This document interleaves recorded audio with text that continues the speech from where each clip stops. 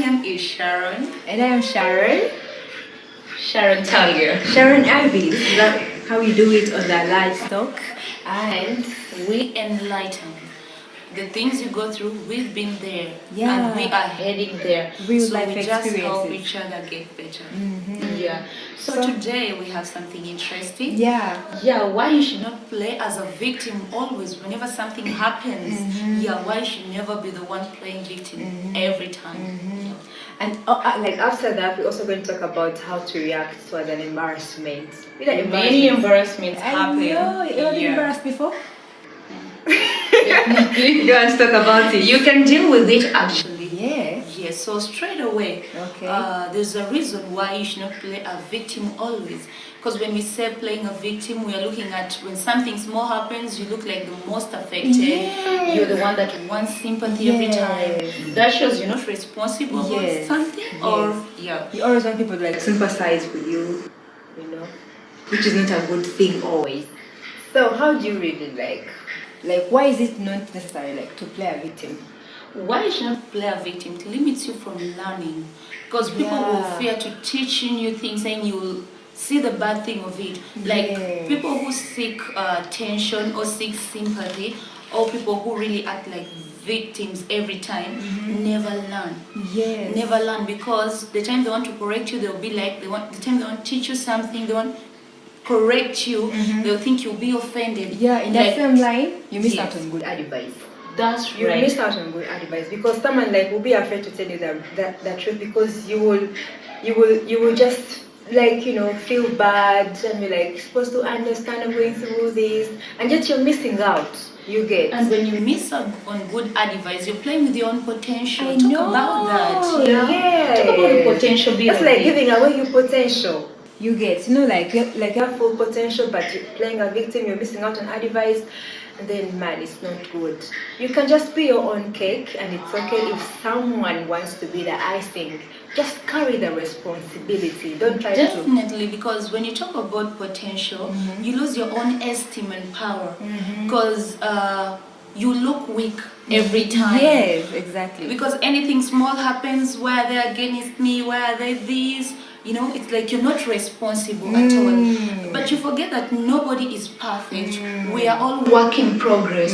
So if you're work in progress, something goes wrong, accept the mistake, work in it, and you can be a better person after. Because we face this a lot at work, even at home. Because there are people you work so hard not to offend. Yes. Every time you're working so hard, how will she react? How will she do this? But you're better than that. Just playing victim. And the other thing of losing your own potential, people will be afraid to tell you like the real thing, and you will also at one time feel like okay, like let's say in most cases. You lose your potential by telling people like your problems. In most cases, like people that play victim, they want to talk, like they want to tell everyone their problems. That is like losing your potential, like you're giving away your power to someone else, like to sympathize with you. That's right. I get you very well when you say that. Yeah. Because even the Bible tells us to be slow to speak and quick to listen. And once you have this, you'll be slow to anger. But you realize that most people that are victim players, sympathy seekers, are really quick to anger. And you know the effects of anger. So you struggle with so many things because of being a victim every time. You struggle with anger. You struggle with self-judgment. By the you judge yourself, they don't love me. You feel unloved every time. And sometimes I find it in some people, they refuse to take fault. And once you cannot take fault, as you said, your potential and your learning place and advice, it's gone. Yes. Definitely. So being a victim, every time you lose I think they also need to learn the fruits of the Spirit of God. That's right. Because they easily get hurt, they easily get angered, they easily everything. Like if you live with a person, let's say in your day-to-day life, or let's say among your circles, there is that person that always likes playing a victim. You see, also, it will be hard for you like to relate with this person. You get, because you will be uncomfortable, like, okay, I have to first think about the thing I'm going to tell this person. That's right. And when you tell the thing that you Like, it becomes hard loving them. Yes. It becomes a task. Very hard. Yeah. So you shouldn't play a victim because you make it hard for people to love you. Okay, someone will say like, maybe I don't know if I've acted a victim or not, but when something happens that is not right, stop blaming it on everybody every time, because for you, you'll be a fault finder. I'll just give an example. Let's say someone, I'll just give an example of child. Let's say someone loses like a husband. Yeah. Then they decide like to carry, like to take on the ministry, like choir stuff. And then they come late. Maybe the parida like tells them, why did you come late? And then like these people like just start like they like to play a victim, and they go like, supposed to understand, I lost this, I'm going through this, what, but you've come late. And this person in her position, it's her responsibility to tell you not to come at that time before the rehearsals or before the ministry starts. You get. Okay, I will ask you a question. Have you ever played a victim before? Yeah, have ever. Okay, tell me your experience. My experience, personally, I'm a person like if I do something, let's say during the day, I'll go back home and reflect.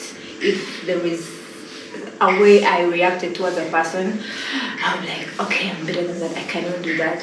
I apologize to God. If it's possible, I text that person. I did this.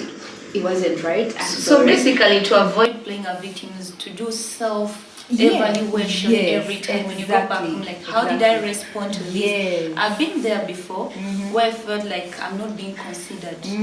Like every time I want to know, they should understand, they should know.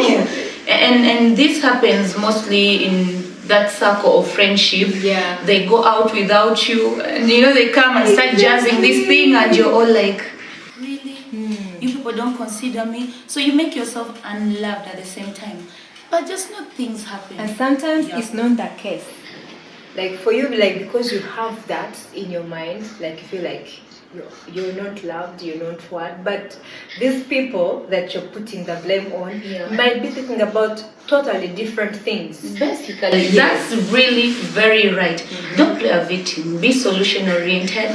Don't be fault finding. Don't be a sympathy seeker, an attention seeker. You are better than that. So we gonna switch to something else. I love this one. So we all get embarrassed. Times and times things happen. But once you're embarrassed, how do you deal with it? And with an embarrassment. Yes, how do you deal with it? So it's very easy to deal with an embarrassment actually, because I've been embarrassed before. I've been embarrassed before, of course. Yes. So the first thing, accept it. It has happened. It has happened. That's the number one way of dealing with an embarrassment. Accept reality. It has happened, and that's it. Yes. So tell me, what are some of the embarrassments that happened to us? Like those are really real embarrassments. Let's say a female like standing on your dress. That's really embarrassing. It happened. Well, what happened to me, I should tell you. Okay. Somebody was conversing with somebody using the ear. The ear. How do they call them? iPods? Yeah, and I thought they were talking to me. I all responded, I'm this jolly person, hi! And they were all like, yes, hello. It was so painful. It was so embarrassing because I was in public. My experience with I found an OG. Okay, we're still in school, like she was in an upper class. I think I was like in senior 1 and she was in senior 3, like like these girls that have the right vibe, everyone knows them at school.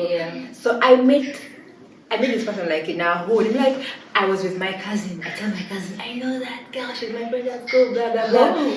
So I met this girl, I'm like, hi, how are you? This is what the chick saying. Hello, who is this? I don't know you. Who are you? Please.